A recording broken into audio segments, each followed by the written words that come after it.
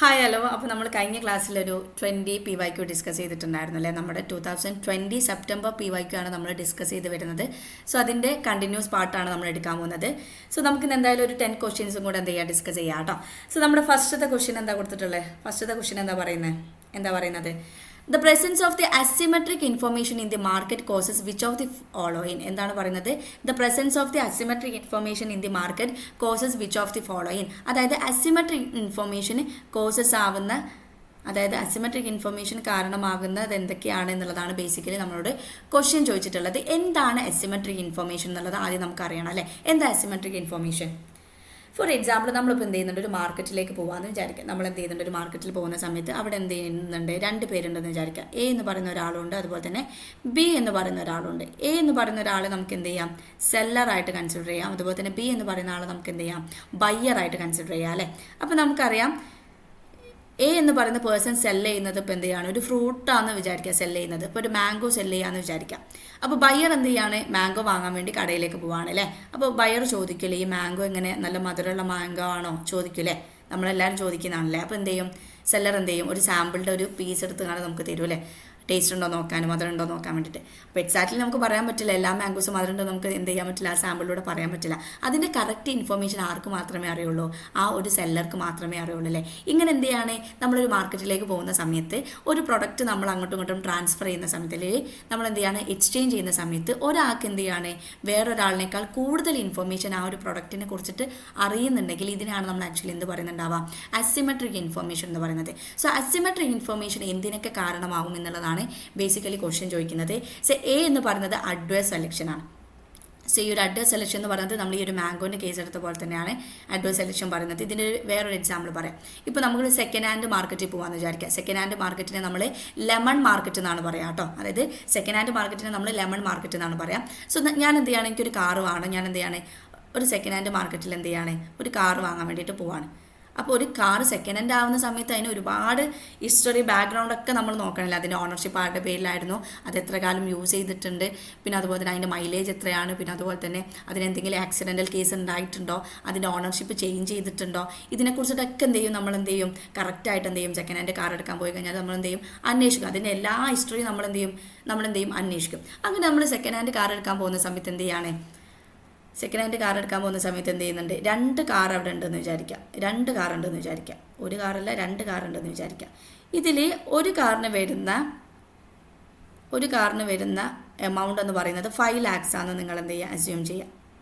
5 lakhs ആണെന്ന് നിങ്ങൾ assume ചെയ്യുക. ഒരു കാറിന് വരുന്ന എത്രയാണ്, 3 lakhs ആണെന്ന് നിങ്ങൾ അസ്യൂം ചെയ്യാം. പക്ഷേ ഇവിടെ നമ്മൾ എന്ത് ചെയ്യുന്നുണ്ട്, ഇതിനെ നമ്മൾ നോക്കിക്കാണുന്നത് ഏതാണോ ഏറ്റവും വില കൂടിയത് അതിനായിരിക്കും ഹയർ ക്വാളിറ്റി ഉണ്ടാവുക എന്നുള്ളതാണ് നമ്മൾ അസ്യൂം ചെയ്യുന്നത്. അപ്പോൾ നമ്മൾ ഓഫ് കോഴ്സ് നമ്മൾ അസ്യൂം ചെയ്യുന്നത് എന്തായിരിക്കും, കാർ 1 ആയിരിക്കും എന്ത് ചെയ്യുന്നുണ്ടാവുക, ഹയർ ക്വാളിറ്റി ഉള്ളത് ഉണ്ടാവുക. കാർ 2 എന്ന് പറയുന്നത് എന്തായിരിക്കും, കാർ 1നെ സംബന്ധിച്ചോളം എന്താണ്, പ്രൈസ് കുറവാണ്, അതുകൊണ്ട് തന്നെ ക്വാളിറ്റി കുറവായിരിക്കും എന്നാണ് നമ്മൾ അസ്യൂം ചെയ്യുന്നുണ്ടാവുക. എന്നാൽ ഇത് സെല്ല് ചെയ്യുന്ന ആളുകൾക്ക് എന്ത് ചെയ്യുക, കറക്റ്റായിട്ട് അറിയാം എന്താണ്, ചിലപ്പോൾ ഇതിൻ്റെ എന്ത് ചെയ്യാം, ക്വാളിറ്റി ഏറ്റവും കൂടുതൽ വരുന്നുണ്ടാവുക എന്തായിരിക്കും, കാർ 2നായിരിക്കും എന്നുള്ളത്.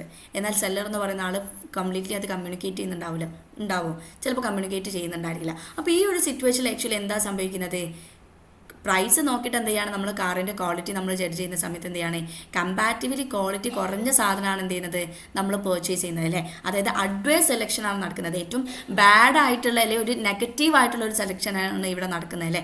ഒരു ബെറ്റർ ആയിട്ടുള്ള ഒരു കാറിന് ഒരു പ്രൊഡക്ഷനെ നമുക്ക് കിട്ടുന്നില്ല, മറിച്ച് എന്ത് ചെയ്യുന്നുണ്ട്, എന്താണ്, ഒരു വേസ്റ്റ് ആയിട്ടുള്ള അല്ലെങ്കിൽ ഒരു അഡ്വേഴ്സ് ആയിട്ടുള്ള എന്താണ് ഒരു സെലക്ഷനാണ് ഇവിടെ നടക്കുന്നത്. അപ്പോൾ ഇവിടെ എന്താ സംഭവിക്കുന്നത്, ഒരാൾക്ക് എന്തുണ്ട്, മോർ ഇൻഫർമേഷൻ ഉണ്ടല്ലോ പ്രൊഡക്റ്റിനെ കുറിച്ചിട്ട്, എന്നാൽ മറ്റൊരാൾക്ക്, അതായത് വാങ്ങാൻ പോകുന്ന ആളുകൾക്ക് എന്തില്ല, അതിനൊരു ബെറ്റർ ഇൻഫർമേഷൻ ഇല്ല. അതുകൊണ്ട് തന്നെ നമ്മുടെ സെലക്ഷൻ എന്താവുന്നു, ഇവിടെ എന്ത് ചെയ്യുന്നു, നെഗായിട്ട് മാറുന്നു, അല്ലെങ്കിൽ എന്ത് പറയുക, ഒരു വേസ്റ്റ് സെലക്ഷൻ ആയിരിക്കും ഇവിടെ നടക്കുന്നുണ്ടാവുക. അപ്പോൾ ഇതിലെന്താണ്, എ എന്ന് പറയുന്നത് എന്താണ്, ഇതിൻ്റെ കറക്റ്റ് ആൻസർ ആണ് അല്ലേ.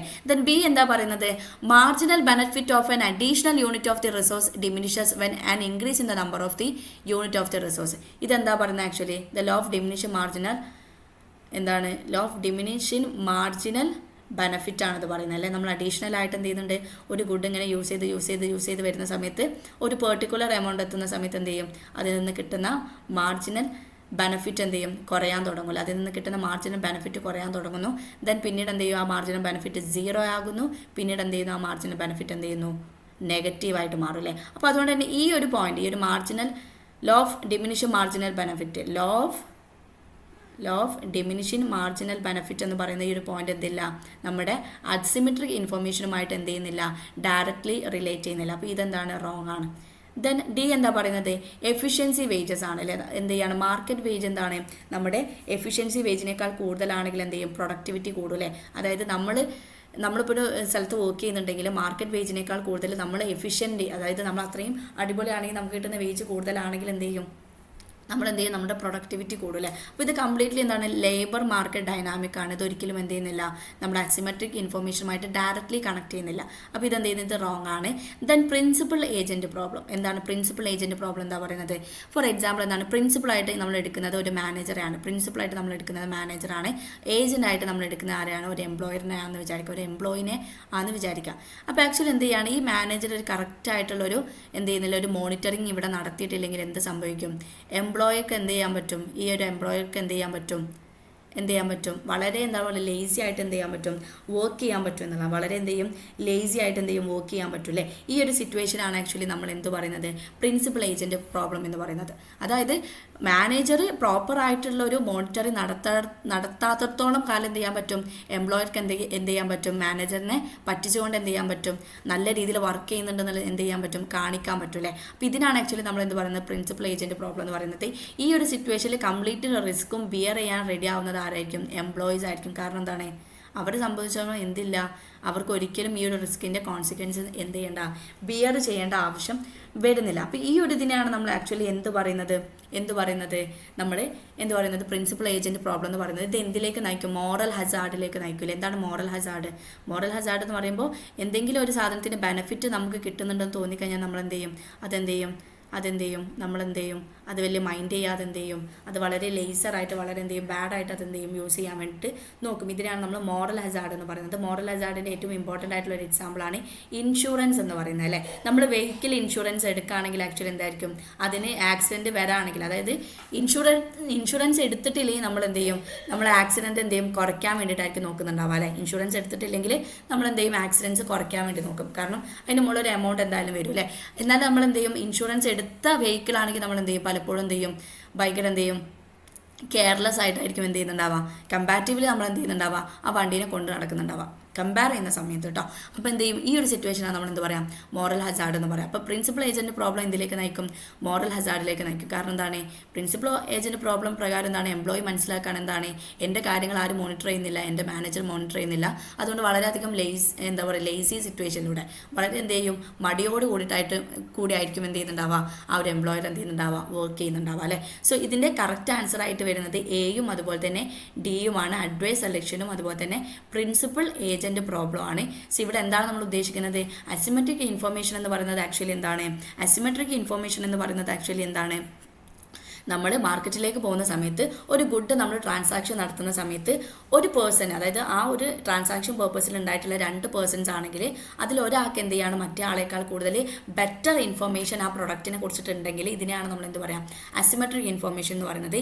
ഇത് അഡ്വൈസ് സെലക്ഷനിലേക്കും പ്രിൻസിപ്പൽ ഏജൻറ്റ് പ്രോബ്ലത്തിനും കാരണമാവും. മാത്രമല്ല മാർക്കറ്റ് ഇൻഎഫിഷ്യൻസി അതായത് മാർക്കറ്റ് ഫെയിലറിനും അതുപോലെ തന്നെ ഇൻഎഫിഷ്യൻസിക്കും എന്ത് ചെയ്യും, ഇത് കാരണമാവും. എന്തൊക്കെ കാരണമാവും, മാർക്കറ്റ് ഫെയിലറിനും അതുപോലെ തന്നെ മാർക്കറ്റ് ഇൻഎഫിഷ്യൻസിക്കും ഇത് കാരണം. ഇത് വളരെ ഇമ്പോർട്ടൻ്റ് ആയിട്ടുള്ള പോയിൻ്റ് ആട്ടോ. മാർക്കറ്റ് ഫെയിലറും അതുപോലെ തന്നെ മാർക്കറ്റ് ഇൻഎഫിഷ്യൻസി വളരെ ഇമ്പോർട്ടൻ്റ് ആയിട്ടുള്ള പോയിൻ്റാണ്. എന്ത് ചെയ്യും, മാർക്കറ്റ് ഇൻഎഫിഷ്യൻസിയും അതുപോലെ തന്നെ മാർക്കറ്റ് ഫെയിലർ വളരെ ഇമ്പോർട്ടൻ്റ് ആയിട്ടുള്ള പോയിൻ്റാണ്. എന്ത് ചെയ്യും, adverse selection market inefficiency market ഫെയിലറിലേക്കും നയിക്കും. പ്ലസ് അതിൻ്റെ കാരണങ്ങളായിട്ട് പറയുന്നത് അഡ്വൈസ് സെലക്ഷനും അതുപോലെ തന്നെ അസിമെട്രിക് ഇൻഫർമേഷൻ്റെ കാരണമായിട്ട് പറയുന്നത് അഡ്വൈസ് സെലക്ഷനും അതുപോലെ തന്നെ പ്രിൻസിപ്പൽ ഏജൻറ്റ് പ്രോബ്ലമാണ്. ഓക്കെ, അപ്പോൾ ഇതിൻ്റെ കറക്റ്റ് ആൻസർ ഏതാണ്, എ ആൻഡ് ഡി ആണ്. എ ആൻഡ് ഡി ആണ് ഇതിൻ്റെ കറക്റ്റ് ആൻസർ ആയിട്ട് വരുന്നത്. So C is A correct answer. C ആണ് ഇതിൻ്റെ correct answer. The number of the district initially selected from the state under the intensive area development program, അതായത് 1 district from the each state ആണോ, 3 district from the 3 States ആണോ, 5 district from the 5 state ആണോ, 7 district from the 7 state ആണോ. So ഇതിൻ്റെ correct answer എന്ന് പറയുന്നത് എന്താണ്, D ആണ് കേട്ടോ. 7 ഡിസ്ട്രിക്ട് ഫ്രം ദ 7 സ്റ്റേറ്റ് ആണ്. ഏതാണ്, ഇൻറ്റൻസീവ് ഏരിയ ഡെവലപ്മെൻറ്റ് പ്രോഗ്രാം കേട്ടോ. അതായത് 1960 ഈ ഒരു പ്രോഗ്രാം വരുന്നത്. Okay, then next question, the cost of holding money by the individual. അതായത് ഹോൾഡിങ് മണി ആണല്ലേ, നമ്മൾ എന്ത് ചെയ്യാണ്, കുറേ പൈസ എന്ത് ചെയ്യാണ്, നമ്മൾ ഒരു കാരണത്തിന് വേണ്ടിയിട്ട് ഒരു ആവശ്യത്തിന് വേണ്ടി നമ്മൾ ചിലവാക്കാതെ നമ്മുടെ കയ്യിൽ എന്ത് ചെയ്യാണ്, ഇങ്ങനെ ഹോൾഡ് ചെയ്ത് വെക്കുകയാണെങ്കിൽ അത് കാരണം എന്തൊക്കെ കോസ്റ്റുകളാണ് ഉണ്ടാവുക എന്നുള്ളതാണ് ബേസിക്കലി നമ്മൾ എന്ത് ചെയ്യുന്നത് നോക്കാൻ പോകുന്നത്. സോ അതിൻ്റെ കോസ്റ്റസ് എന്തായിരിക്കും എന്നുള്ളതാണ് നമ്മൾ ഡിസ്കസ് ചെയ്യാൻ പോകുന്നത്. സോ അതിൻ്റെ എ എന്ന് പറയുന്നത് loss of real value of the money due to the deflation. ഒരിക്കലും ഡിഫ്ലേഷൻ്റെ സമയത്ത് എന്ത് സംഭവിക്കില്ല, നമ്മുടെ റിയൽ വാല്യൂ ഓഫ് മണി എന്ത് ചെയ്യില്ല, കുറയില്ല, റിയൽ വാല്യൂ ഓഫ് മണി കൂടാണ് ചെയ്യുക. അതായത് ഡിഫ്ലേഷൻ്റെ സമയത്താണെങ്കിൽ എന്ത് ചെയ്യും, റിയൽ വാല്യൂ ഓഫ് മണി എന്ത് ചെയ്യും, റിയൽ വാല്യൂ ഓഫ് മണി എന്ത് ചെയ്യും, റിയൽ വാല്യൂ ഓഫ് മണി എന്ത് ചെയ്യും, റിയൽ വാല്യൂ ഓഫ് മണി എന്ത് ചെയ്യും, കൂടാണ് ചെയ്യുക. ഏത് സമയത്ത്, ഡിഫ്ലേഷൻ്റെ സമയത്ത്. ഇൻഫ്ലേഷൻ്റെ സമയത്താണ് ആക്ച്വലി എന്ത് സംഭവിക്കുന്നുണ്ടാവുക, റിയൽ വാല്യൂ ഓഫ് മണി എന്ത് ചെയ്യുന്നുണ്ടാവുക, കുറയുന്നുണ്ടാവുക, റിയൽ വാല്യൂ ഓഫ് മണി എന്ത് ചെയ്യുന്നുണ്ടാവുക, കുറയുന്നുണ്ടാവുക. അപ്പോൾ ആ സ്റ്റേറ്റ്മെൻറ്റ് തന്നെ റോങ്ങാണ്. ഇൻഫ്ലേഷൻ്റെ സമയത്താണ് എന്ത് ചെയ്യുന്നുണ്ടാവുക, റിയൽ വാല്യൂ ഓഫ് മണി കുറയുന്നുണ്ടാവുക. കാരണം എന്താണ്, ഡിഫ്ലേഷൻ്റെ സമയത്താണെങ്കിൽ എന്ത് ചെയ്യാണ്, നമ്മൾ പണ്ട് ഇപ്പോൾ എന്ത് ചെയ്തിട്ടുണ്ട്, 10 രൂപേൻ്റെ ഒരു പാന നമ്മൾ വാങ്ങിയിട്ടുണ്ടെങ്കിൽ, ഒരു യൂണിറ്റ് നമ്മൾ വാങ്ങിയിട്ടുണ്ടെങ്കിൽ എന്ത് സംഭവിക്കും, അതിൻ്റെ പ്രൈസ് കുറഞ്ഞതിൻ്റെ ഭാഗമായിട്ട്, അതിൻ്റെ ഡിഫ്ലേഷൻ സംഭവിച്ചതിൻ്റെ ഭാഗമായിട്ട് ഇപ്പം എന്ത് ചെയ്യാൻ പറ്റുന്നുണ്ട്, 10 രൂപയ്ക്ക് എന്ത് ചെയ്യാൻ പറ്റുന്നുണ്ട്, അതേ പേന നമുക്ക് എന്ത് ചെയ്യാൻ പറ്റുന്നുണ്ട്, 2 യൂണിറ്റ് വാങ്ങാൻ പറ്റുന്നുണ്ട്. ദാറ്റ് മീൻസ് നമ്മുടെ പെർച്ചേസിങ് പവർ എന്ത് ചെയ്യുന്നുണ്ട്, കൂടുന്നുണ്ട്. അപ്പോൾ നമുക്ക് എന്ത് പറയാം, അവിടെ നമ്മുടെ റിയൽ വാല്യൂ ഓഫ് മണി എന്ത് ചെയ്തിട്ടുണ്ട്, കൂടിയിട്ടുണ്ടെന്ന് പറയാം. അവിടെ എന്ത് സംഭവിച്ചിട്ടുണ്ട്, നമ്മുടെ റിയൽ വാല്യൂ ഓഫ് മണി എന്ത് ചെയ്തിട്ടുണ്ട്, കൂടിയിട്ടുണ്ട് അല്ലേ, റിയൽ വാല്യൂ ഓഫ് മണി കൂടിയിട്ടുണ്ട് നമുക്ക് പറയാം. ഇനി സെക്കൻഡ് കേസ് എന്താണ്, ഇൻഫ്ലേഷൻ്റെ സമയത്ത് എന്ത് സംഭവിക്കും, പണ്ട് എന്ത് ചെയ്തിട്ടുണ്ട്, 10 രൂപേൻ്റെ ഞാനൊരു പാന മേടിച്ചിട്ടുണ്ടല്ലോ, ഒരു യൂണിറ്റ് ഞാൻ എന്ത് ചെയ്തിട്ടുണ്ട്, ഒരു പാന മേടിച്ചിട്ടുണ്ട്. ഇപ്പോൾ എന്ത് ചെയ്തിട്ടുണ്ട്, ആ പാനക്ക് 20 റുപ്പീസ് ആയിട്ടുണ്ട്, 20 രൂപ ആയിട്ടുണ്ട്.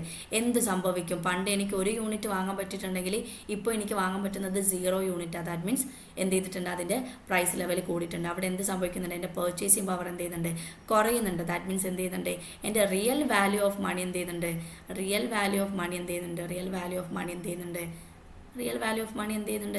കുറയുന്നുണ്ട്.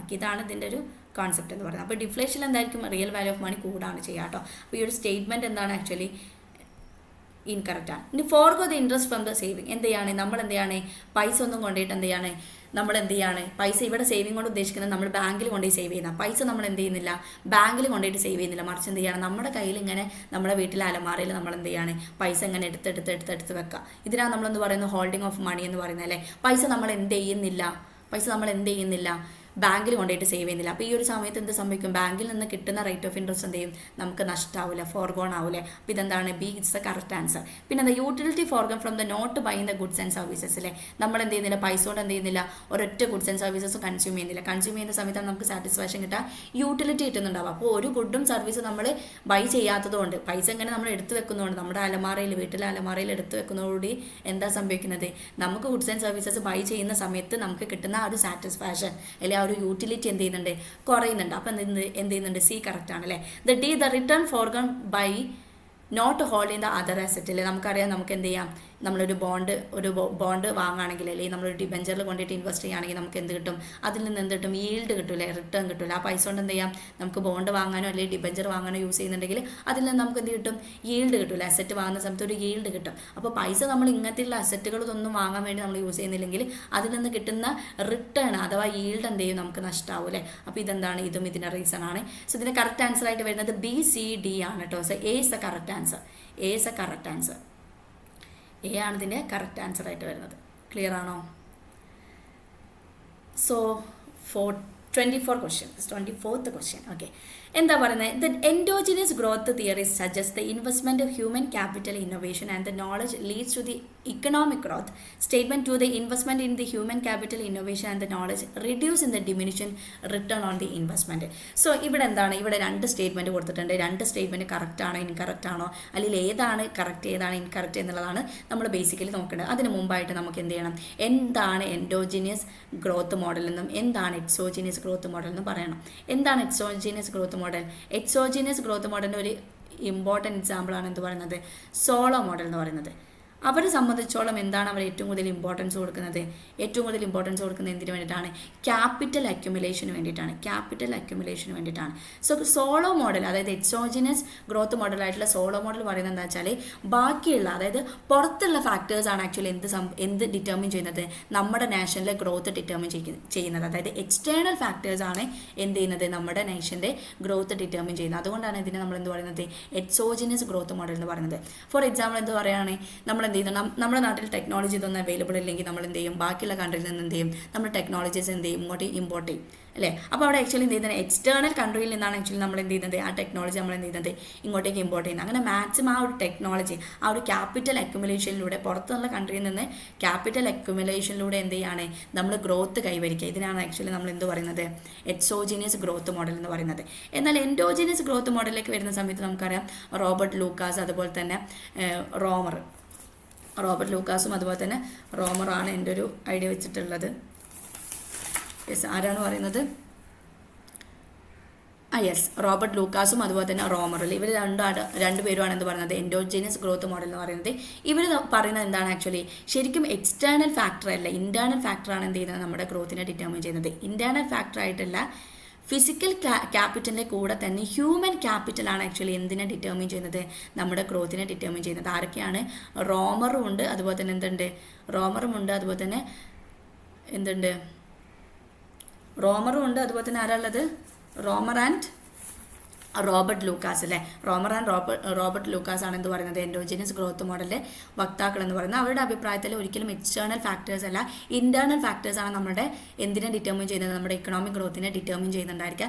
ഈ ഇന്റേണൽ ഫാക്ടറായിട്ട് അവർ ഏറ്റവും കൂടുതൽ ഇൻട്രൊഡ്യൂസ് ചെയ്ത ഫാക്ടർ ഏതാണ്, ഹ്യൂമൻ ക്യാപിറ്റൽ ആണ് അല്ലേ. ഹ്യൂമൻ ക്യാപിറ്റൽ ആണ്. എന്താ ഹ്യൂമൻ ക്യാപിറ്റൽ, ഫിസിക്കൽ ക്യാപിറ്റലിൻ്റെ കൂടെ തന്നെ ഹ്യൂമൻ ക്യാപിറ്റലും ഉണ്ട്. എന്താ ഹ്യൂമൻ ക്യാപിറ്റൽ, നമുക്കൊരു ഫിസിക്കൽ ക്യാപിറ്റൽ എന്ന് പറയുമ്പോൾ മെഷീൻസ് ആണ്, ടെക്നോളജിയാണ്. ഹ്യൂമൻ ക്യാപിറ്റൽ എന്ന് പറയുമ്പോൾ നമ്മളാണ് അതിൽ, അതായത് ഹ്യൂമൻസ് ആണ് അല്ലേ. ഹ്യൂമന് എന്ത് ചെയ്യുക, കൂടുതലായിട്ട് പ്രൊഡക്റ്റീവായിട്ട് വർക്ക് ചെയ്യാൻ വേണ്ടിയിട്ട് നമ്മൾ എന്ത് ചെയ്യും, കൂടുതലായിട്ട് എന്ത് ചെയ്യും, അവർക്ക് എന്ത് കൊടുക്കും, കൂടുതലായിട്ടുള്ള നോളജ്, സ്കിൽ ഓറിയൻറ്റഡ് ആയിട്ടുള്ള പ്രോഗ്രാംസ്, അതുപോലെ തന്നെ അവരുടെ പ്രൊഡക്ടിവിറ്റി, എഫിഷ്യൻസി കൂട്ടാൻ വേണ്ടിയിട്ട് നമ്മൾ എന്ത് ചെയ്യും, ട്രെയിനിങ് കൊടുക്കും അല്ലേ. ഇതാണ് ആക്ച്വലി എന്ത് പറയുന്നത് ഹ്യൂമൻ ക്യാപിറ്റൽ എന്ന് പറയുന്നത്. അപ്പോൾ എക്കണോമിക് ഗ്രോത്തിനെ ഏറ്റവും കൂടുതൽ ഇൻഫ്ലുവൻസ് ചെയ്യുന്നത് എന്താണ്, എക്സ്റ്റേണൽ ഫാക്ടർ അല്ല, മറിച്ച് ഇന്റേണൽ ഫാക്ടർ ആയിട്ടുള്ള ഹ്യൂമൻ ക്യാപിറ്റൽ ആയിരിക്കും എന്നുള്ളതാണ് ആര് പറയുന്നത്, നമ്മുടെ റോമറും അതുപോലെ തന്നെ റോബർട്ട് ലൂക്കാസും പറയുന്നത്. ഇതാണ് ആക്ച്വലി എൻഡോജീനിയസ് ഗ്രോത്ത് മോഡൽ എന്ന് പറയുന്നത്. അപ്പോൾ ഫസ്റ്റ് സ്റ്റേറ്റ്മെന്റ് എന്താണ്, the endogenous growth theory suggest the investment in the human capital, innovation and the knowledge leads to the economic ഗ്രോത്തിൽ എന്താണ് കറക്റ്റ് ആണല്ലേ. നമ്മൾ എന്ത് ചെയ്യാണ്, ഇൻവെസ്റ്റ് ചെയ്യാണ്, ഹ്യൂമൻ ക്യാപിറ്റലിൻ്റെ മോളും ഇന്നോവേഷൻ്റെ മോളും നോളജിൻ്റെ മോളും എന്ത് ചെയ്യാണ്, നമ്മൾ ഇൻവെസ്റ്റ്മെൻറ്റ് ചെയ്യാണ്. സോ അത് എന്തിലേക്ക് നയിക്കും, ഇക്കണോമിക് ഗ്രോത്തിലേക്ക് നയിക്കും.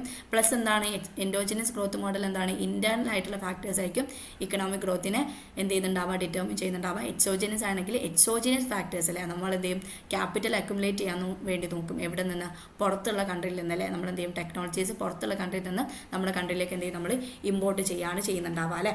ദെൻ സെക്കൻഡ് സ്റ്റേറ്റ്മെന്റ് എന്താ, investment in the human capital, innovation and the knowledge reduce in the diminution return on the investment. എന്താണ്, നമ്മൾ ഇൻവെസ്റ്റ്മെന്റ് ചെയ്യുന്ന സമയത്ത് അതിൽ നിന്ന് കിട്ടുന്ന എന്താണ് റിട്ടേൺ എന്ത് ചെയ്യുന്നുണ്ട്, കുറയുന്നതിനെ ആര് എന്ത് ചെയ്യും, പ്രിവെൻറ്റ് ചെയ്യും, കുറയുന്നതിനെ ആര് കുറയ്ക്കും, ആക്ച്വലി നമ്മൾ investment in the human capital and innovation and the knowledge. അപ്പോൾ ഇവിടെ ഈ ഒരു statement reduce in the diminution return on the investment. അപ്പോൾ ഇവിടെ നമ്മൾ ഈ റെഡ്യൂസ് ചിലപ്പം കാണില്ല, നമ്മൾ ആകെ നോക്കാൻ പോകുന്നത് ഡിമിനിഷൻ റിട്ടേൺ ടു ഇൻവെസ്റ്റ്മെന്റ് എന്നുള്ളതാണ്. അപ്പോൾ നമുക്കറിയാം ഇൻവെസ്റ്റ്മെന്റ് ഇന്നോവേഷനൊക്കെ എങ്ങനെയാണ് ഇൻവെസ്റ്റ്മെൻറ്റിൻ്റെ റിട്ടേൺ റെഡ്യൂസ് ചെയ്യുന്നത്, അത് മാത്രമായിരിക്കും നമ്മൾ നോക്കുന്നുണ്ടാവുക. എന്നാൽ ഇവിടെ കൊടുത്തിട്ടുള്ളത് reduce in the diminution returns on the investment, അതായത് ഇൻവെസ്റ്റ്മെൻറ്റ് ചെയ്യുന്നതിലൂടെ നമുക്ക് കിട്ടുന്ന റിട്ടേൺ കുറയുന്നുണ്ടെങ്കിൽ അതിനെ പ്രിവെൻറ്റ് ചെയ്യും, അതിനെ വീണ്ടും എന്ത് ചെയ്യും, റെഡ്യൂസ് ചെയ്യാൻ വേണ്ടിയിട്ട് ആര് ഹെൽപ്പ് ചെയ്യും, ഈ എന്താണ് investment in the human capital, innovation and the knowledge. That means endogenous growth model എന്ത് ചെയ്യും, ഹെൽപ്പ് ചെയ്യും എന്നുള്ളതാണ്. സോ ഇതിൻ്റെ കറക്റ്റ് ആൻസർ എന്താണ്, ബോത്ത് സ്റ്റേറ്റ്മെൻറ്റ് എന്താണ് കറക്റ്റ് ആണല്ലേ. So yes A both statement അല്ലേ, statement 1 and statement 2 are the correct. Clear ആണല്ലോ അല്ലേ. ദെൻ ഇവിടെ ഞാൻ മാർക്ക് ചെയ്തിട്ടുണ്ട്, ഇതൊരിക്കലും നിങ്ങൾക്ക് മാറിപ്പോയത് reduce in the diminution return on the investment ആണ് കേട്ടോ. റെഡ്യൂസ് ചെയ്യാണ് എന്ത്, diminution return on the investment, അതായത് ഇൻവെസ്റ്റ്മെൻറ്റിൻ്റെ മുകളിൽ നമുക്ക് കിട്ടുന്ന റിട്ടേൺ ഡിമിനിഷ് ചെയ്യുന്നതിനെ റെഡ്യൂസ് ചെയ്യാണ് ചെയ്യുന്നത്, അതിനെ പ്രിവെൻറ്റ് ചെയ്യാണ് ചെയ്യുന്നത് കേട്ടോ. in the investment in the human capital, innovation and the knowledge. And 25th question, in advocacy or the absence of the KYC, know your customer standard can subject a bank to serious and the counter party risk as follows. നമുക്കറിയാം, നമ്മളിപ്പോൾ recently നമുക്ക് KYC വളരെയധികം importance ഉണ്ടല്ലേ. പലപ്പോഴും നമ്മുടെ details എന്ത് ചെയ്യുന്നില്ല, ബാങ്കുമായിട്ട് linked അല്ലെങ്കിൽ എന്ത് ചെയ്യും, നമ്മുടെ ട്രാൻസാക്ഷനും കാര്യങ്ങളൊന്നും നമുക്ക് എന്ത് ചെയ്യില്ല, പോസിബിൾ ആവില്ല. അപ്പോൾ എന്ത് ചെയ്യും, ബാങ്കിലേക്ക് നമ്മൾ കോൺടാക്ട് ചെയ്യുന്ന സമയത്ത് അവർ പറയും എന്ത് ചെയ്യും, നിങ്ങൾ KYC ചെയ്യണം എന്നല്ലേ, അല്ലെങ്കിൽ നമുക്കൊരു മെസ്സേജ് വരില്ലേ KYC ചെയ്യണം എന്നിട്ട്. എന്താണ് KYC എന്ന് പറയുന്നത്, നോ യുവർ കസ്റ്റമർ ആണ്. ദാറ്റ് മീൻസ് ഓരോ ബാങ്കിൻ്റെ അണ്ടറിൽ ഒരുപാട് കസ്റ്റമേഴ്സ് ഉണ്ടല്ലേ. അപ്പോൾ അവരെന്ത് ചെയ്യണം, അവരുടെ ഡീറ്റെയിൽസ് എന്ത് ചെയ്യണം, ബാങ്കിൻ്റെ അക്കൗണ്ടുമായിട്ട് എന്ത് ചെയ്യണം, അവർ ലിങ്ക് ചെയ്യണം. ഫോർ എക്സാമ്പിൾ നമ്മൾ ആധാർ കാർഡ് നമ്മൾ എല്ലാ സ്ഥലത്തും നമ്മുടെ ഡീറ്റെയിൽസ് പെർമനൻറ്റ് അഡ്രസ്സായിട്ടും നമ്മുടെ എന്താണ് പേരിൻ്റെ പ്രൂഫായിട്ടും അതുപോലെ തന്നെ ഗാർഡിയൻ പ്രൂഫൊക്കെ ആയിട്ട് നമ്മൾ യൂസ് ചെയ്യുന്നത് ആധാർ കാർഡാണ് അല്ലേ. അപ്പോൾ ഈ ആധാർ കാർഡ് നമ്മൾ എന്ത് ചെയ്യാണ് ശരിക്കും ചെയ്യുന്നത്, നമ്മൾ ബാങ്ക് അക്കൗണ്ടുമായിട്ട് എന്ത് ചെയ്യും, നമ്മൾ ലിങ്ക് ചെയ്യുകയാണ് ചെയ്യുന്നത്. ഇതിനാണ് ആക്ച്വലി KYC എന്ന് പറയുന്നത്. അതായത് കസ്റ്റമറെ കുറിച്ചിട്ടുള്ള എക്സാക്റ്റ് ഇൻഫോർമേഷനും ഡീറ്റെയിൽസും എന്ത് ചെയ്യുക, ബാങ്കിന് അവൈലബിൾ ആക്കുക. ഇതിന് വേണ്ടിയിട്ടാണ് നമ്മൾ എന്ത് ചെയ്യുന്നത്,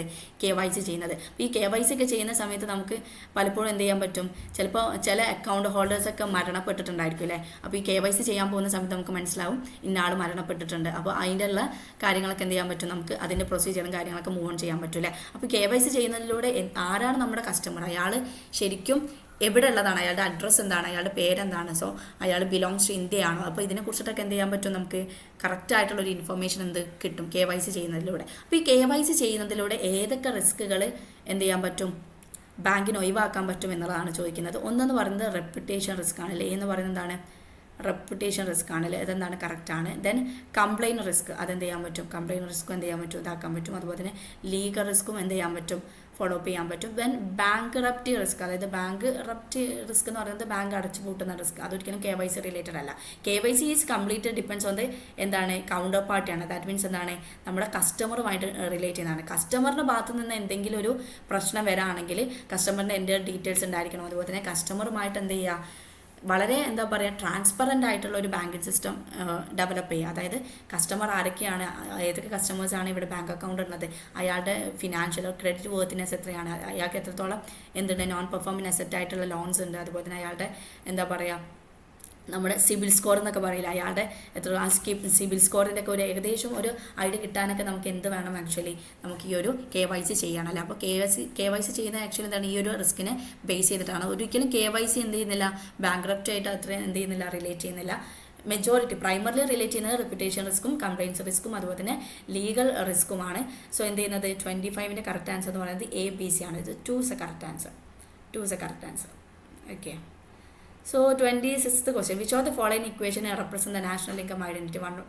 വളരെ സിമ്പിളായിട്ടുള്ള ക്വസ്റ്റ്യൻ അല്ലേ. എന്താണ് നാഷണൽ ഇൻകം എന്ന് പറയുന്നത്, എന്താണ് Y=C+I+T X-M ആണല്ലേ. ഇവിടെ നമ്മൾ എന്ത് ചെയ്യുന്നില്ല, സേവിങ്ങിന് എന്ത് ചെയ്യുന്നില്ല, കൺസിഡർ ചെയ്യുന്നില്ല, അല്ലെങ്കിൽ നമ്മൾ എക്സ്പോർട്ടിനെ മാത്രം കൺസിഡർ ചെയ്യുന്നില്ല, മറിച്ച് നെറ്റ് എക്സ്പോർട്ടാണ് നമ്മൾ കൺസിഡർ ചെയ്യുന്നത്. നെറ്റ് എക്സ്പോർട്ട് എന്ന് പറയുമ്പോൾ എന്തായിരിക്കും, എക്സ്പോർട്ട് മൈനസ് ഇമ്പോർട്ട് ആയിരിക്കും അല്ലേ. പിന്നെ എന്ത് ചെയ്യുന്നില്ല, നമ്മൾ ഇമ്പോർട്ടിനെ മാത്രം നമ്മൾ കൺസിഡർ ചെയ്യുന്നില്ല, നമ്മൾ എന്ത് ചെയ്യുന്നുണ്ട്, ഈ ഒരു നെറ്റ് എക്സ്പോർട്ടിനെയാണ് നമ്മൾ കൺസിഡർ ചെയ്യുന്നുണ്ടാവുക. നെറ്റ് എക്സ്പോർട്ട് എന്ന് പറയുന്നത് എന്താണ്, എക്സ്പോർട്ട് മൈനസ് ഇമ്പോർട്ട്, ഇതിനെയാണ് നമ്മൾ എന്ത് പറയാം, നെറ്റ് എക്സ്പോർട്ട് എന്ന് പറയാം കേട്ടോ. എക്സ്പോർട്ട് മൈനസ് ഇമ്പോർട്ടിനാണ് നമ്മൾ നെറ്റ് എക്സ്പോർട്ട് എന്ന് പറയാം. So correct answer the C only, C only. Then next question 27. According to the traditional neoclassical growth theory, output growth result. Traditional neoclassical theories എന്ന് പറയുമ്പോൾ അവിടെ ആര് വരും, നമ്മുടെ സോളോ മോഡലൊക്കെ വരും കേട്ടോ. സോ അവരുടെ അഭിപ്രായത്തിൽ ഔട്ട്പുട്ട് ഗ്രോത്ത് ഉണ്ടാക്കുന്നതിന് കാരണക്കാരായിട്ടുള്ളത് ആരൊക്കെയാണ്, അതായത് അവരുടെ അഭിപ്രായത്തിൽ അതായത് നമുക്കറിയാം ഒരു കൺട്രീൻ്റെ ഗ്രോത്ത് എന്ന് പറയുന്നത് എന്തായിരിക്കും, ഓഫ് കോഴ്സ് എന്തായിരിക്കും, ഔട്ട്പുട്ട് റിലേറ്റ് ചെയ്തിട്ടായിരിക്കും. ഔട്ട്പുട്ട് ഉണ്ടാകുമ്പോഴാണ് നമുക്ക് എന്തുണ്ടാവുക, GDP കൂടുന്നുണ്ടാവുക അല്ലേ. അപ്പോൾ GDP വെച്ചിട്ടാണ് നമ്മൾ എന്താ പറയുക, ആ കൺട്രീൻ്റെ ഗ്രോത്ത് നമ്മൾ മെഷർ ചെയ്യുന്നുണ്ടാവുക. അപ്പോൾ ഒരു കൺട്രിയെ സംബന്ധിച്ചോളം നമുക്കറിയാം ഗ്രോത്ത് മോഡൽ നമുക്ക് ട്രഡീഷണൽ ഗ്രോത്ത് മോഡൽ ഒക്കെ ഉണ്ടല്ലേ. അപ്പോൾ അതിൽ തന്നെ ട്രഡീഷണൽ നിയോക്ലാസിക്കൽ ഗ്രോത്ത് മോഡൽ എന്ന് പറയുമ്പോൾ ആരാണ്, സോളോ മോഡലാണ് കേട്ടോ. നിയോക്ലാസിക്കൽ ഗ്രോത്ത് മോഡൽ എന്ന് പറയുമ്പോൾ എന്തായിരിക്കും, അത് സോളോ മോഡലാണ് കേട്ടോ.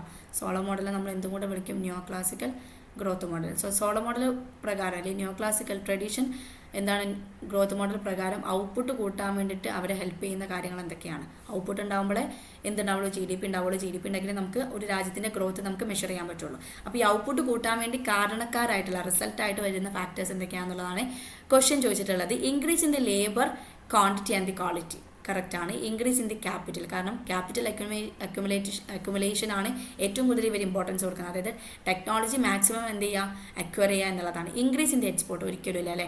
ഇൻക്രീസ് ഇൻ എക്സ്പോർട്ട് വിചാരിച്ചിട്ടല്ല അവരെന്ത് ചെയ്യുന്നത്, അവരുടെ ഔട്ട്പുട്ട് കൂട്ടുന്നത് അല്ലേ. അപ്പോൾ ഒരിക്കലും ഇൻക്രീസ് ഇൻ എക്സ്പോർട്ട് വല്ല, മറിച്ച് എന്താണ് ഇമ്പ്രൂവ്മെൻറ്റ് ഇൻ ദി ടെക്നോളജി അല്ലേ. ടെക്നോളജി അക്യുമുലേഷൻ അവരെന്ത് ചെയ്യുന്നുണ്ട്, അതിൻ്റെ ഇമ്പ്രൂവ്മെൻറ്റിനും അവരെന്ത് ചെയ്യുന്നുണ്ട്, ഏറ്റവും കൂടുതൽ ഇമ്പോർട്ടൻസ് കൊടുക്കുന്നുണ്ട് അല്ലേ. സോ ഇതിൻ്റെ കറക്റ്റ് ആൻസർ എന്താണ്, A, B, D ആണ് ഇതിൻ്റെ കറക്റ്റ് ആൻസർ ആയിട്ട് വരുന്നത്. So the D is the correct answer. എന്തുകൊണ്ട് എക്സ്പോർട്ട് നമ്മൾ കൺസിഡർ ചെയ്യുന്നില്ല, അതായത് വിത്തിൻ കൺട്രി ആ ഒരു നേഷൻ്റെ ഗ്രോത്ത് ഔട്ട്പുട്ടിൻ്റെ ഗ്രോത്തിനെ ഡിറ്റർമിൻ ചെയ്യുന്നുണ്ടാവുക ആ ഔട്ട്പുട്ടിനെ ഹെൽപ്പ് ചെയ്യുന്ന ഇൻപുട്ടിൻ്റെ ഫാക്ടേഴ്സിനനുസരിച്ചിട്ടാണ്. നമുക്കറിയില്ല ഇപ്പോൾ പ്രൊഡക്ഷൻ ഫംഗ്ഷൻ എന്നുള്ളത് നമുക്കറിയില്ല. Production function is a functional relationship between output and input ആണല്ലോ. Production function is a functional relationship between എന്താണ് ഔട്ട്പുട്ട് ആൻഡ് ഇൻപുട്ട് ആണല്ലേ. Q is a function of ആരാണ്, ലേബർ ആൻഡ് ക്യാപിറ്റൽ ആണല്ലേ. ലേബർ ഉണ്ടാവും, അതുപോലെ തന്നെ എന്തുണ്ടാവും, ലേബർ ഉണ്ടാവും, ക്യാപിറ്റൽ ഉണ്ടാവും, അതുപോലെ തന്നെ ടെക്നോളജി ഉണ്ടാവും അല്ലേ. അപ്പോൾ ഇൻപുട്ട് ഗ്രോ ചെയ്യുന്നതിനനുസരിച്ചിട്ടായിരിക്കും എന്ത് ചെയ്യുന്നുണ്ടാവും വിത്തിൻ നാഷണൽ എന്ത് ഗ്രോ ചെയ്യുന്നുണ്ടാവുക, ഔട്ട്പുട്ട് ഗ്രോ ചെയ്യുന്നുണ്ടാവുക. അപ്പോൾ ഇവിടെ എന്ത് ചെയ്താൽ മതി, നമ്മൾ ഇൻപുട്ടിനെ കൺസിഡർ ചെയ്താൽ മതി. അപ്പോൾ increase in the labour and quantity and quality പറയുമ്പോൾ അത് ഇൻപുട്ടാണ്. അതുപോലെ തന്നെ ഇൻക്രീസ് ഇൻ ദി ക്യാപിറ്റൽ എന്ന് പറയുമ്പോൾ അത് ഇൻപുട്ടാണ്. പിന്നെ അതുപോലെ ടെക്നോളജി എന്ന് പറയുമ്പോൾ എന്തായിരിക്കും, അത് ഇൻപുട്ടാണ്. അപ്പോൾ ഇൻപുട്ട് കൂടുമ്പോഴായിരിക്കും ആക്ച്വലി എന്ത് സംഭവിക്കുന്നുണ്ടാവുക, നമ്മുടെ ഇവിടുത്തെ ഔട്ട്പുട്ട് കൂടുന്നുണ്ടാവുക.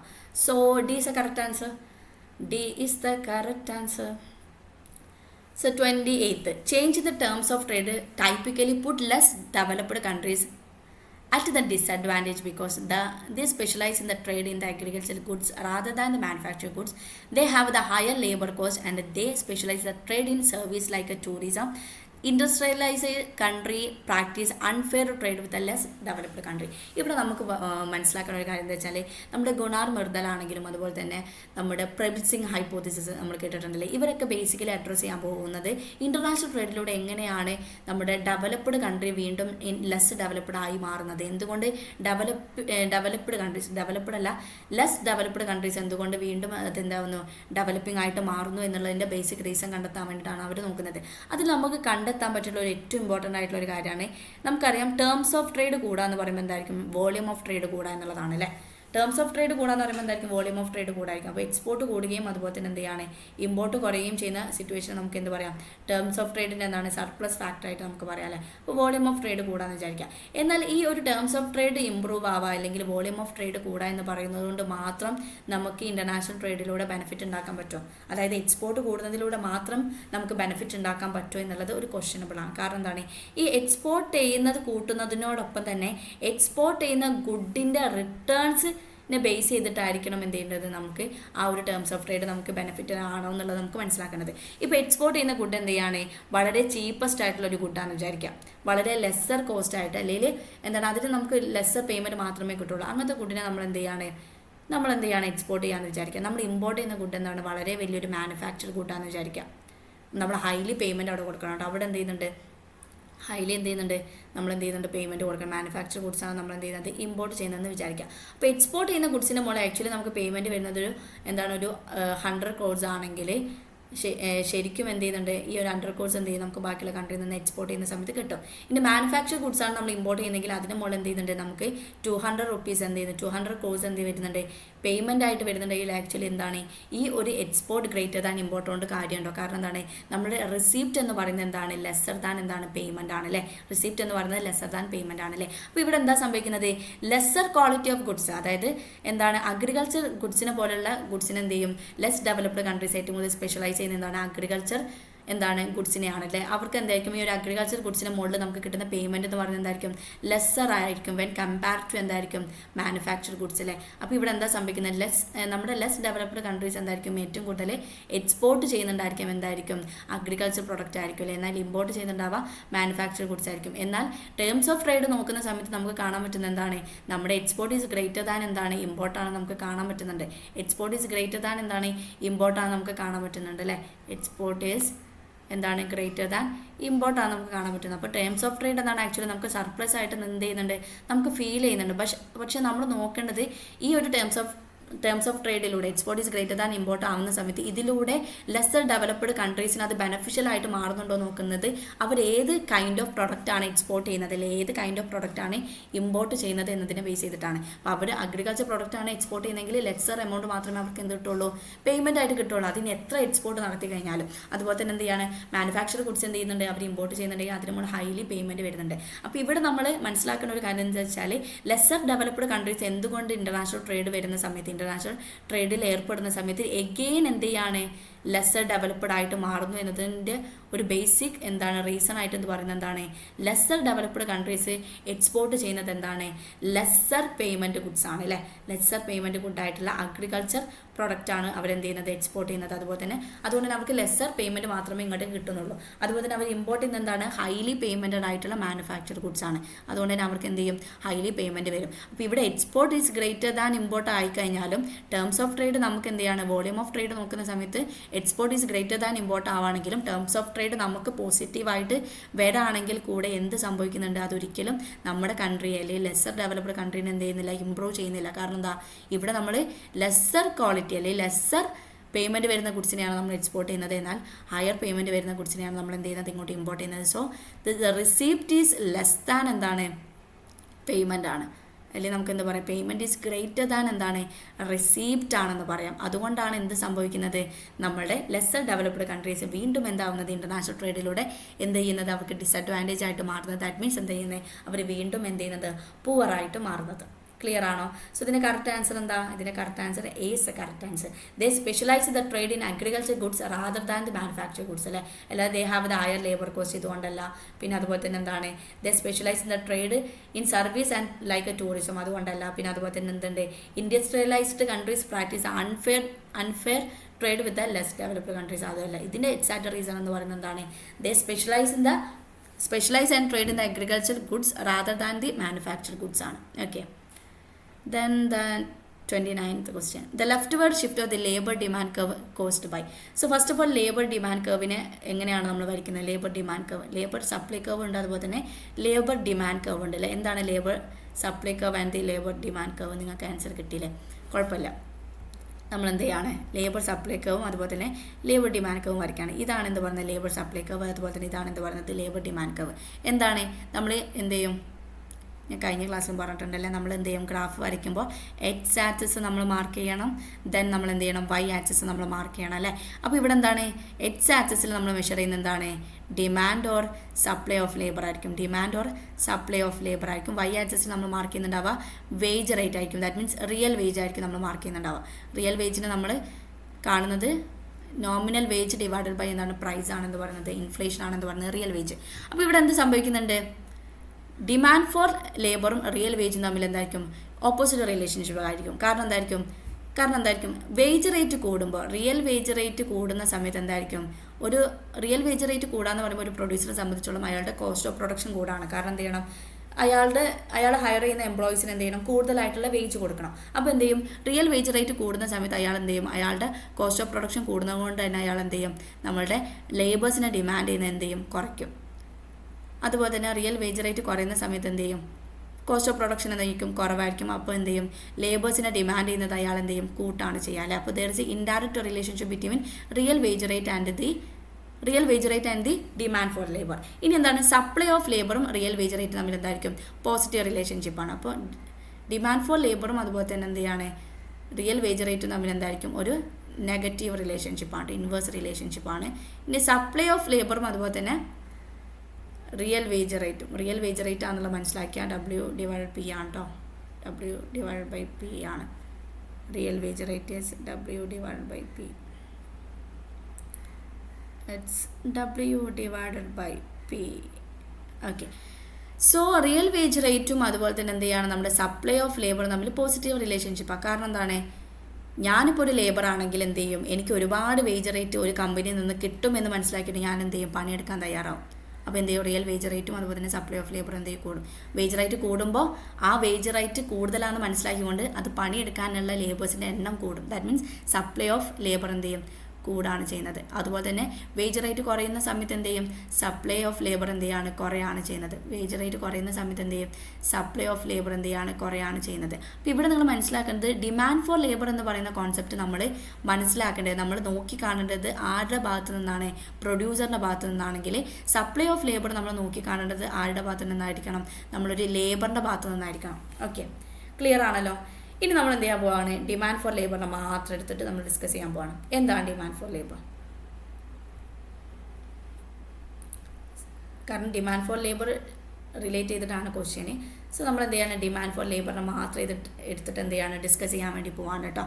സോ എന്ത് സംഭവിക്കുന്നുണ്ട് നമുക്കറിയാം, നമ്മൾ എന്ത് ചെയ്യുന്നത് ഡിമാൻഡ് ഫോർ ലേബർ എന്ത് ചെയ്യുന്നുണ്ട് എക്സ് ആക്സിസിലും ദെൻ റിയൽ വേജ് റേറ്റും W/P റിയൽ വേജ് റേറ്റ്. ഇത് ക്ലാസിക്കൽ പോയിന്റ് ഓഫ് വ്യൂ ആണ് കേട്ടോ, അത് നിങ്ങൾ മനസ്സിലാക്കിയേക്കാം. അതായത് റിയൽ വേജ് റേറ്റും ഡിമാൻഡ് ഫോർ ലേബറും സപ്ലൈ ഓഫ് ലേബറും തമ്മിലുള്ള റിലേഷൻഷിപ്പ് പറയുന്നത് ക്ലാസിക്കൽ മോഡലാണെന്ന് മനസ്സിലാക്കിയേക്കാം. കെനീഷ്യൻ പോയിന്റ് ഓഫ് വ്യൂയിലേക്ക് വരുന്ന സമയത്ത് എന്ത് ചെയ്യാണ് ഇത് എൻ്റെ കയ്യിൽ മാറും കേട്ടോ. ഓക്കെ, അപ്പോൾ ഇവിടെ എന്താ സംഭവിക്കുന്നത് കെനീഷ്യൻ പോയിന്റ് ഓഫ് വ്യൂ വരുന്ന സമയത്ത് ഇതിൽ ചെറിയ മാറ്റങ്ങൾ വരും. ഓക്കെ, അപ്പോൾ എന്താണ് ഡിമാൻഡ് ഫോർ ലേബർ ആണല്ലേ. ഡിമാൻഡ് ഫോർ ലേബർ എന്താ നെഗറ്റീവ് സ്ലോപ്പാണ്. There is inverse relationship between real wage rate and demand for labour നമുക്കറിയാം അല്ലേ. അപ്പോൾ അവിടെ എന്താ സംഭവിക്കുന്നത്, movement along the demand for labour curve ഉണ്ടായിരിക്കും. അതുപോലെ തന്നെ shift of the demand for labours ഉണ്ടായിരിക്കും അല്ലേ. Movement along the demand for ലേബേഴ്സിൻ്റെ കേസ് വരുന്ന സമയത്ത് എന്തിൽ മാറ്റം വരുമ്പോൾ, റിയൽ വേജ് റേറ്റിൽ മാറ്റം വരുമ്പോഴാണ് മൂവ്മെൻറ്റ് അലോൺ ദി എന്ത് വരുന്നുണ്ടാവുക, ഡിമാൻഡ് ഫോർ ലേബറിൻ്റെ കേർവിൽ മാറ്റം വരുന്നുണ്ടാവുക. ഫോർ എക്സാമ്പിൾ നോക്കുകയാണെങ്കിൽ എന്ത് സംഭവിക്കും, ഇവിടെ എ എന്ന് പറയുന്ന പോയിൻ്റ് ഉണ്ട്, ഇവിടെ ബി എന്ന് പറയുന്ന പോയിൻ്റ് ഉണ്ട്, ഇവിടെ എ എന്ന് പറയുന്ന പോയിൻ്റ് ഉണ്ട്, ഇവിടെ ബി എന്ന് പറയുന്ന പോയിൻ്റ് ഉണ്ട്. അപ്പോൾ എന്ത് ചെയ്യാണ്, ഇവിടെ എക്സ്പാൻഷൻ എന്ന് പറയുന്ന എന്ത് സംഭവിക്കുന്നുണ്ട്, മൂവ്മെൻറ്റ് നടക്കുന്നുണ്ടെങ്കിൽ അതുകൊണ്ട് അർത്ഥമാക്കുന്നത് എന്താണെന്ന് വെച്ചാൽ, എക്സ്പാൻഷൻ എന്ന് പറയുന്ന മൂവ്മെൻറ്റ് നടക്കുന്നുണ്ടെങ്കിൽ അതുകൊണ്ട് അർത്ഥമാക്കുന്നത് എന്താ വെച്ചാൽ വേജ് റേറ്റ് എന്താണ് കുറയുന്ന സമയത്ത്, expansion movement A to B ആണ് കേട്ടോ. വേജ് റേറ്റ് കുറയുന്ന സമയത്ത് എന്ത് സംഭവിക്കും, ഡിമാൻഡ് ഫോർ ലേബർ കൂടും എന്നുള്ളതാണ്. വേജ് റേറ്റ് കുറയുന്ന സമയത്ത് ഡിമാൻഡ് ഫോർ ലേബർ കൂടും അല്ലേ. അതായത് വേജ് റേറ്റ് എന്ത് ചെയ്യാണ്, 1ൽ നിന്നും 2 ആയിട്ട് എന്ത് ചെയ്യാണ് വേജ് റേറ്റ് കുറയുന്ന സമയത്ത്, അല്ലെങ്കിൽ എന്താണ് 2ൽ നിന്നും 1 ആയിട്ട് വേജ് റേറ്റ് കുറയുന്ന സമയത്ത്, 2ൽ നിന്നും 1 ആയിട്ട് എന്ത് ചെയ്യാണ് വേജ് റേറ്റ് കുറയുന്ന സമയത്ത് ഡിമാൻഡ് ഫോർ ലേബർ എന്ത് ചെയ്യും, 50ൽ നിന്ന് എന്ത് ചെയ്യും 100 ആയിട്ട് കൂടും. അതിനാണ് നമ്മൾ എന്ത് പറയുക, expansion of the demand for labour എന്ന് പറയാം. ഇതിനാണ് നമ്മൾ എന്ത് പറയുക, expansion of the demand for labour എന്ന് പറയാം. അത് എ ടു ബി ആയിരിക്കും കേട്ടോ, എയിൽ നിന്ന് ബിയിലേക്കായിരിക്കും. ഇനി contraction of the demand for labour എന്തായിരിക്കും, contraction of the demand for labour എന്തായിരിക്കും, വേജ് റേറ്റ് എന്ത് ചെയ്യാണ് 1ൽ നിന്നും 2 ആയിട്ട് കൂടുന്ന സമയത്ത് ഡിമാൻഡ് ഫോർ ലേബർ എന്ത് ചെയ്യും 100ൽ നിന്ന് എന്ത് ചെയ്യും 50 ആയിട്ട് കുറയും. കാരണം എന്താ, കോസ്റ്റ് ഓഫ് പ്രൊഡക്ഷൻ കൂടാണ്, എന്ത് ചെയ്യില്ല, പ്രൊഡ്യൂസർ ഒരിക്കലും എന്ത് ചെയ്യില്ല, ഹയർ ആയിട്ടുള്ള ലേബേഴ്സിന് എന്ത് ചെയ്യില്ല, ഡിമാൻഡ് ചെയ്യില്ല. അപ്പോൾ എന്ത് ചെയ്യും, movement from the B to A ആണ് ആക്ച്വലി എന്ത് പറയുന്നത്, contraction of the demand for labour. അപ്പോൾ എന്ത് ചെയ്യാണ്, വേജ് റേറ്റ് കുറയുന്ന സമയത്ത് ഡിമാൻഡ് ഫോർ ലേബർ എന്താണ് കൂടുന്നതിനെ നമ്മൾ ആക്ച്വലി എന്ത് പറയും, expansion of the demand for labour എന്നും. അതുപോലെ തന്നെ വേജ് റേറ്റ് കൂടുന്ന സമയത്ത് ഡിമാൻഡ് ഫോർ ലേബർ എന്ത് ചെയ്യുക, കുറയുന്നതിനെയാണ് നമ്മൾ എന്ത് പറയുക, contraction of the demand for labour എന്ന് പറയുന്നത്. ഇതെന്താണ് actually movement along the demand കർവാണ്. അപ്പോൾ എന്താണ്, റിയൽ വേജ് റേറ്റിൽ മാറ്റം ഉണ്ടാകുന്ന സമയത്ത് നമ്മൾ എന്താ സംഭവിക്കുന്നത്, മൂവ്മെൻറ്റ്, അതായത് റിയൽ വേജ് റേറ്റിൽ മാറ്റം വരുന്ന സമയത്ത് ഡിമാൻഡ് ഫോർ ലേബറിൻ്റെ കേർവിൻ്റെ മുകളിൽ എന്തായിരിക്കും, movement along the demand for labour ആയിരിക്കും ഉണ്ടാവുക. ഇനി വേജ് അല്ലാത്ത ഫാക്ടേഴ്സിൽ മാറ്റം വരുന്ന സമയത്താണ് എന്ത് സംഭവിക്കുന്നുണ്ടാവുക, ഡിമാൻഡ് ഫോർ ലേബർ എന്ത് ചെയ്യുന്നുണ്ടാവുക, ഒന്നിക്ക് റൈറ്റിലേക്കോ അല്ലെങ്കിൽ ലെഫ്റ്റിലേക്കോ ഷിഫ്റ്റ് ചെയ്യുന്നുണ്ടാവുക. ഓക്കെ, സോ നമുക്ക് എന്ത് ചെയ്യാം, ക്വസ്റ്റ്യൻ നോക്കാം. അവിടെ നോട്ടാം അല്ലേ. The left word shift of the demand for labour demand curve അല്ലേ. നമുക്കറിയാം ഷിഫ്റ്റ് വരണമെങ്കിൽ അവിടെ എന്ത് വേണം, വേജ് റേറ്റ് അല്ലാത്ത ഫാക്ടേഴ്സിൽ എന്ത് വരണം, മാറ്റം വരണം. അപ്പോൾ എന്താണ്, increase in the wage rate. അതെന്തായില്ല, increase in the wage rate എന്ന് പറയുമ്പോൾ അവിടെ എന്തായിരിക്കും, contractionary movement of the demand for labour ആയിരിക്കും. അതെന്ത് ചെയ്യില്ല, നമ്മുടെ ഇതിൻ്റെ ആൻസർ ആയിട്ട് വരില്ല അല്ലേ. അത് വേജ് റേറ്റ് മാറുമ്പോൾ എന്തായിരിക്കില്ല, ഷിഫ്റ്റ് ഉണ്ടായിരിക്കില്ല, മൂവ്മെൻറ്റ് അലോൺ ആയിരിക്കും ഉണ്ടാവുക. So increase in the wage rate ആവുന്ന സമയത്ത് contraction of the demand for labour ആയിരിക്കും ഉണ്ടാവുക അല്ലേ. എന്തായിരിക്കും, ബിയിൽ നിന്നും എന്ത് ചെയ്യുന്നുണ്ടാവും, എയിലേക്കായിരിക്കും മൂവ്മെൻറ്റ് ഉണ്ടായിരിക്കുക അല്ലേ, ബിയിൽ നിന്നും എയിലേക്കായിരിക്കും മൂവ്മെൻറ്റ് ഉണ്ടായിരിക്കുക അല്ലേ. ഇനി decrease in the wage rate ആണെങ്കിലോ expansion of the demand for labour ആയിരിക്കും. കാരണം എന്ത് ചെയ്യും, കൂടുതലായിട്ടുള്ള ലേബേഴ്സിനെ ഹയർ ചെയ്യാൻ വേണ്ടി ആരും നോക്കും, പ്രൊഡ്യൂസർ നോക്കും അല്ലേ. അപ്പോൾ എന്തായിരിക്കും അവിടെ സംഭവിക്കുന്നുണ്ടാവുക, expansion of the demand for labour ആയിരിക്കും. മൂവ്മെൻറ്റ് അലോൺ ദി എന്താണ് ഡിമാൻഡ് ഫോർ ലേബർ ആയിരിക്കും. എ ടു ബി ആയിരിക്കും എന്ത് ചെയ്യുന്നുണ്ടാവുക, എക്സ്പാൻഷൻ ഓഫ് ദി എന്ത് വരുന്നുണ്ടാവുക, ഡിമാൻഡ് ഫോർ ലേബർ വരാം. അപ്പോൾ ഇതും എന്തില്ല, ഷിഫ്റ്റിന് കാരണമാവില്ല. ഇനി എന്താ നോക്കുന്നത്, നമ്മൾ എന്ത് ചെയ്യാണ്, റിയൽ വേജ് അല്ലാത്ത ഫാക്ടേഴ്സിനെ നമ്മൾ നോക്കുകയാണ്. Increase in the marginal product of the labour and decrease in the marginal product of the labour. അതായത് നിങ്ങളൊന്ന് ആലോചിച്ച് നോക്കുക, നമ്മുടെ ഒരു പ്രൊഡ്യൂസർ കേസ് എടുക്കുന്ന സമയത്ത് ആ പ്രൊഡ്യൂസർ എന്ത് ചെയ്യാണ്, കൂടുതൽ ലേബേഴ്സിനെ ഡിമാൻഡ് ചെയ്യുന്നുണ്ടാവും. ആ ലേബേഴ്സിൻ്റെ മാർജിനൽ പ്രൊഡക്ടിവിറ്റി കൂടുന്ന സമയത്താണോ അല്ലെങ്കിൽ മാർജിനൽ പ്രൊഡക്ടിവിറ്റി കുറയുന്ന സമയത്താണോ. അതായത് ഇപ്പോൾ നമ്മൾ നോക്കുകയാണെങ്കിൽ ഇപ്പോൾ 5 പേര് എന്ത് ചെയ്തിട്ടുണ്ട്, ഒരു പെർട്ടിക്കുലർ കോഴ്സ് കംപ്ലീറ്റ് ചെയ്തിട്ട് ഇറങ്ങിയിട്ടുണ്ടെന്ന് വിചാരിക്കുക. 5 പേര് എന്ത് ചെയ്യുന്നുണ്ട്, ഒരു പെർട്ടിക്കുലർ കോഴ്സ് കംപ്ലീറ്റ് ചെയ്തിട്ട് ഇറങ്ങിയിട്ടുണ്ടെന്ന് വിചാരിക്കുക. അവരുടെ productivity, marginal productivity of labour എന്ന് പറയുമ്പോൾ എന്തായിരിക്കും, അഡീഷണൽ. ഇപ്പോൾ 100 ലേബേഴ്സ് ആണെങ്കിൽ 101 ലേബേഴ്സിന് നമ്മൾ ഹയർ ചെയ്യുന്ന സമയത്ത് ആ അഡീഷണലി ഹയർ ചെയ്തിട്ടുള്ള ആ 1 ലേബറിൽ നിന്ന് നമുക്ക് കിട്ടുന്ന പ്രൊഡക്റ്റിനെയാണ് നമ്മൾ എന്ത് പറയുന്നത്, മാർജിനൽ പ്രൊഡക്റ്റ് ഓഫ് ലേബർ. അപ്പോൾ അഡീഷണലി നമ്മൾ ഹയർ ചെയ്യുന്ന സമയത്ത് നമുക്ക് അതിൽ നിന്ന് കിട്ടുന്ന അഡീഷണൽ ഔട്ട്പുട്ട് അല്ലെങ്കിൽ അഡീഷണൽ പ്രൊഡക്റ്റ് ആ ഒരു ലേബറിൽ നിന്ന് കിട്ടുന്നത് കൂടുന്നുണ്ട്. അപ്പോൾ മാർജിനൽ പ്രൊഡക്റ്റ് ഓഫ് ലേബർ കൂടുക എന്ന് പറയുമ്പോൾ എന്തായിരിക്കും, അതിൻ്റെ മുകളിൽ എന്തായിരിക്കും, ആ ലേബറിൻ്റെ മുകളിൽ എന്ത് വരും, നമ്മുടെ പ്രൊഡ്യൂസർക്ക് എന്ത് ചെയ്യും, ഡിമാൻഡ് കൂടുതലേ. കാരണം പ്രൊഡക്ടിവിറ്റി ഉള്ള ലേബറിന് കിട്ടുകയാണെങ്കിൽ അത്രയും സുഖമാണല്ലേ ഒരു പ്രൊഡ്യൂസറെ സംബന്ധിച്ചോളം. എന്ത് ചെയ്താൽ മതി, ലെസ്സർ എക്സ്പെൻസീവ് ആവുള്ളൂ. അതുപോലെ തന്നെ എന്ത് ചെയ്യാൻ പറ്റും, ഹയർ എഫിഷ്യൻസിയിൽ, അതുപോലെ തന്നെ ലോവർ കോസ്റ്റിൽ, അതുപോലെ തന്നെ ഫിക്സഡ് കോസ്റ്റിൽ, അതുപോലെ തന്നെ എന്ത് ചെയ്യാം, ലെസ്സർ ടൈമിലൊക്കെ എന്ത് ചെയ്യാൻ പറ്റും, കൂടുതൽ പ്രൊഡക്റ്റ് ആർക്ക് ഉണ്ടാക്കാൻ പറ്റും, നമ്മുടെ പ്രൊഡ്യൂസർക്ക് ഉണ്ടാക്കാൻ പറ്റും. എന്നാൽ ഈ മാർജിനൽ പ്രൊഡക്റ്റ് ഓഫ് ലേബർ കുറയാന്ന് പറയുമ്പോൾ എന്തായിരിക്കും, അഡീഷണൽ ആയിട്ട് നമ്മൾ ലേബറിനെ ഹയർ ചെയ്യുന്നുണ്ട്, എന്നാൽ ആ ഒരു അഡീഷണൽ ലേബറിൽ നിന്ന് നമുക്ക് കിട്ടുന്ന ഔട്ട്പുട്ട് എന്ന് പറയുന്നത് എന്താണ്, സീറോ ആണെങ്കിൽ എന്തായിരിക്കും, മാർജിനൽ പ്രൊഡക്റ്റ് ഓഫ് ലേബർ എന്താണ്, സീറോ ആണെങ്കിൽ എന്തായിരിക്കും, ആ ഒരു സമയത്ത് എന്ത് ചെയ്യില്ല, കൂടുതലായിട്ട് എന്ത് ചെയ്യില്ല, നമ്മുടെ പ്രൊഡ്യൂസറെ ഡിമാൻഡ് ചെയ്യില്ല അല്ലേ. Marginal product of labour zero ആവുന്ന ടൈപ്പ് ഓഫ് അൺഎംപ്ലോയ്മെൻ്റ് ആണ് നമ്മൾ ഡിസ്കൈസ്ഡ് അൺഎംപ്ലോയ്മെന്റ് എന്ന് പറയുന്നത്.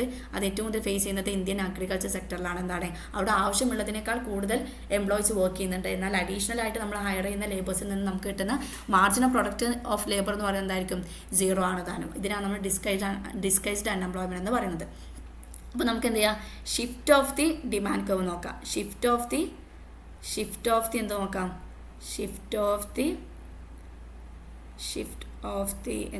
Shift of the demand for labour നോക്കാം. നമുക്കറിയാം റിയൽ വേജ് റേറ്റ് അല്ലാത്ത ഫാക്ടറിൽ മാറ്റം വരുമ്പോഴാണ് shift of the demand curve വരുന്നുണ്ടാവുക. അപ്പോൾ എന്ത് ചെയ്യണം, shift of the demand curve എന്താണ്, ലെഫ്റ്റിലേക്ക് ആവാന്ന് പറയുമ്പോൾ, അതായത് ഇതാണ് നമ്മുടെ ഒറിജിനൽ കർവ് കേട്ടോ, ഇതാണ് നമ്മുടെ original curve.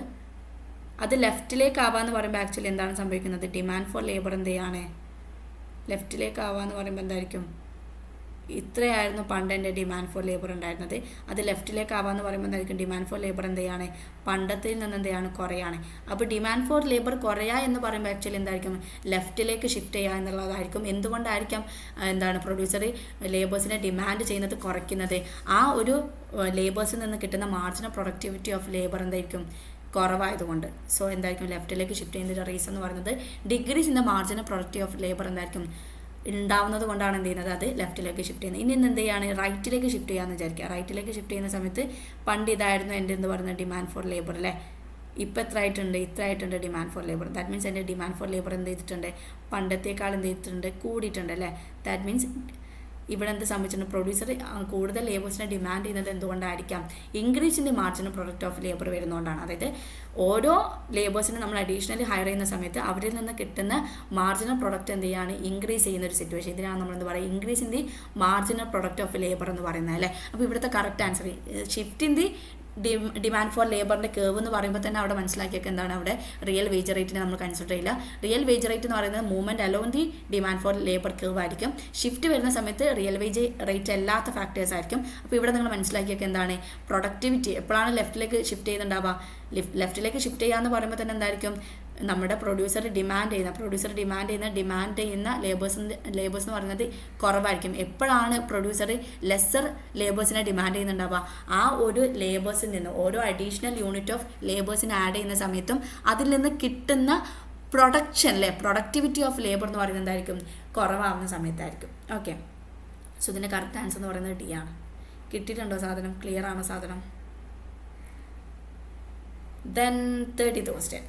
And the GDP expressed in the term of the current price. നമുക്കറിയില്ല, കറണ്ട് പ്രൈസ് ആണെങ്കിൽ നോമിനൽ GDP ആയിരിക്കില്ലേ. അതായത് ഇപ്പോൾ നമ്മൾ എടുക്കാം, ഇതിൻ്റെ ഒരു എക്സാമ്പിൾ പറഞ്ഞാൽ എൻ്റെ കേഴ്സർ അവിടെ, ഓക്കെ, 2000 എടുക്കാം, അതുപോലെ തന്നെ 2001 എടുക്കാം. ഇതിൽ നമ്മൾ എന്തുണ്ട്, എക്സ് ക്വാണ്ടിറ്റി ഓഫ് ഗുഡ് നമ്മൾ പ്രൊഡ്യൂസ് ചെയ്യുന്നുണ്ട്. അതുപോലെ തന്നെ പ്രൈസ് എന്ന് പറയുന്നത് P1 എന്ന് പറയുന്നൊരു പ്രൈസ് ഉണ്ട് കേട്ടോ. X1 എന്ന് പറയുന്നൊരു കമ്മോഡിറ്റി, X1 എന്ന് പറയുന്ന ക്വാണ്ടിറ്റി ഗുഡ്സ് ഉണ്ട്, P1 എന്ന് പറയുന്നൊരു പ്രൈസ് ഉണ്ട്. അതുപോലെ തന്നെ ഇവിടെ എന്തുണ്ട്, X2 എന്ന് പറയുന്ന ക്വാണ്ടിറ്റി ഓഫ് ഗുഡ്സും ഉണ്ട്. അതുപോലെ തന്നെ എന്തുണ്ട്, P2 എന്ന് പറയുന്നൊരു പ്രൈസ് എമൗണ്ടും ഉണ്ട് അല്ലേ. അപ്പോൾ ഇവിടെ നമുക്ക് എന്ത് ചെയ്താൽ മതി, നോമിനൽ GDP കാണാൻ നമുക്ക് സിമ്പിളാണ്. എന്ത് ചെയ്താൽ മതി, നോമിനൽ GDP കാണാൻ വേണ്ടിയിട്ട് നമ്മൾ എന്ത് ചെയ്താൽ മതി, ഇപ്പോൾ 2000 നോമിനൽ GDP കാണാൻ പറഞ്ഞു കഴിഞ്ഞാൽ നമുക്ക് എന്ത് ചെയ്താൽ മതി, X1 × P1 ചെയ്ത് കഴിഞ്ഞാൽ നമുക്ക് എന്ത് കിട്ടും, നോമിനൽ GDP കിട്ടും കേട്ടോ. X1 × P1 ചെയ്ത് കഴിഞ്ഞാൽ നമുക്ക് എന്ത് കിട്ടും, നോമിനൽ GDP കിട്ടും. ഇനി 2001 നോമിനൽ GDP ആണ് കാണാൻ പറഞ്ഞിട്ടുണ്ടെങ്കിൽ നമുക്ക് എന്ത് ചെയ്താൽ മതി, X2 × P2 ചെയ്ത് കഴിഞ്ഞാൽ നമുക്ക് എന്ത് കിട്ടും, നോമിനൽ GDP കാണാൻ പറ്റും. ഇനി നമ്മളോട് റിയൽ GDP കാണാൻ പറയുന്നുണ്ടാവുക എപ്പോഴും എന്തായിരിക്കും, ബേസ് ഇയർ പ്രൈസിനെ ബേസ് ചെയ്തിട്ടായിരിക്കും എന്ത് ചെയ്തിട്ടുണ്ടാവുക, റിയൽ GDP കാണാൻ പറ്റുന്നുണ്ടാവുക. റിയൽ GDP നോമിനൽ GDP രണ്ടും എൻ്റെ ഡിഫറെൻ്റ് ആണ്. എന്തായിരിക്കും, റിയൽ GDP ആക്ച്വലി നമ്മൾ എന്ത് ചെയ്യുമെന്ന് വെച്ചാൽ നമുക്ക് ഇൻഫ്ലേഷൻ, അതായത് നോമിനൽ GDP നിന്ന് ഇൻഫ്ലേഷൻ മൈനസ് ചെയ്യുന്നതാണ് റിയൽ GDP എന്ന് പറയുന്നത്. അതായത് ഇൻഫ്ലേഷൻ നമ്മൾ എന്ത് ചെയ്യും, ഇൻകോപ്പറേറ്റ് ചെയ്തിട്ട് എന്ത് ചെയ്യുക, നമ്മൾ GDP കണ്ടുപിടിക്കുക. അതിനാണ് നമ്മൾ എന്ത് പറയുക, റിയൽ GDP എന്ന് പറയുന്നത് അല്ലേ. അപ്പോൾ നമ്മൾ എന്താ, റിയൽ GDP കാണണമെങ്കിൽ നമുക്ക് എന്ത് വേണം, ഒന്നിക്കൽ എന്ത് ചെയ്യണം, ബേസ് ഇയർ അല്ലെങ്കിൽ എന്ത് വേണം, കോൺസ്റ്റൻറ്റ്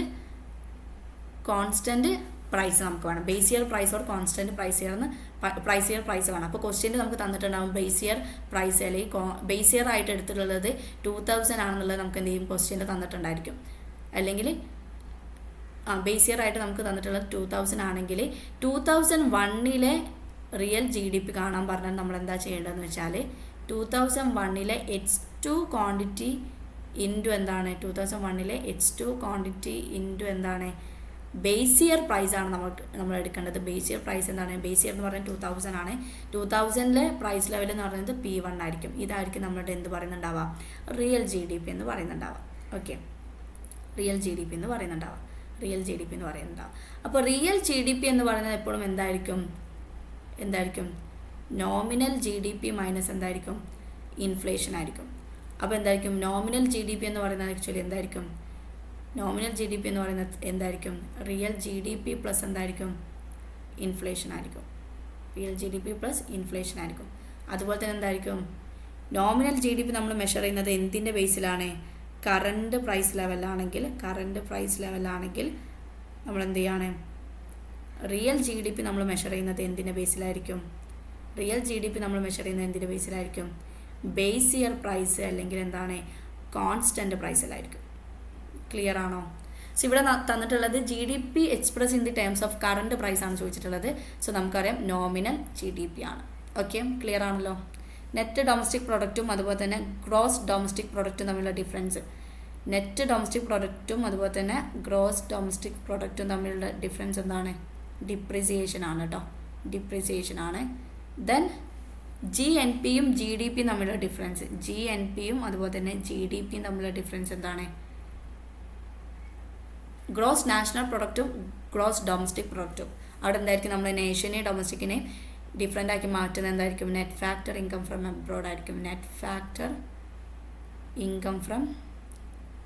അബ്രോഡ് ആയിരിക്കും. ക്ലിയർ ആണല്ലോ? Net factor income from abroad ആയിരിക്കും. ഓക്കെ, അപ്പോൾ ഇത് ക്ലിയർ ആണല്ലോ?